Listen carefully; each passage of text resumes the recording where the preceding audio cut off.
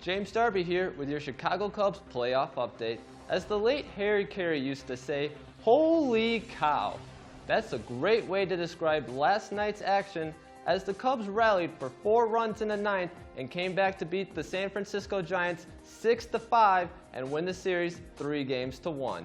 Giants starting pitcher Matt Moore was dominant as he held the Cubs in check for 8 innings, but a big 2 RBI single by Wilson Contreras and a go-ahead RBI single by Javier Baez gave the Cubs a lead that they would not let squander away. Great work from the Cubs bullpen in Game 4 as they held the Giants scoreless from the 6th inning on, including fireball-throwing closer Aroldis Chapman, who threw 13 pitches and all of them were in the 100 miles per hour or faster.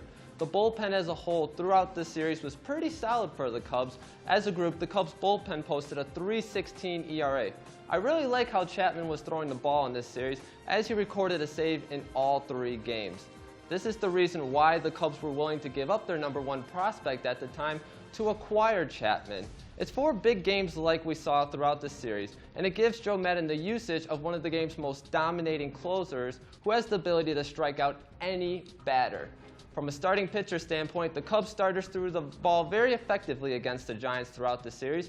Jon Lester was his usual dominating self in the postseason, but who I gained a lot of confidence in was Jake Arrieta. Not for the big home run off of Madison Bumgarner, but the fact he threw 6 quality innings, giving up only 2 runs. Jake struggled towards the end of the season, and seeing him out there in Game 3 looking like the Jake we saw in the first half was a big confidence boost for me.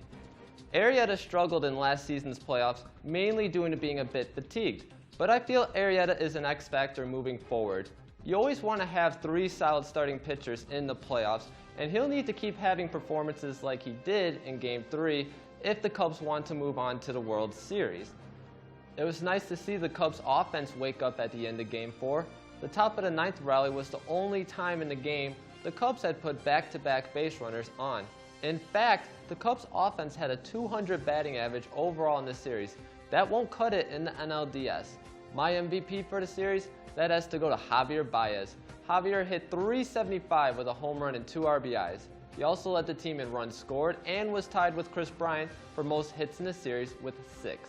You can make a strong case for Kris Bryant to be MVP of the series as well, as he led the Cubs in slugging and RBIs from a positional player. But with the amazing defense Baez also played in the series, I'm going with him as my MVP.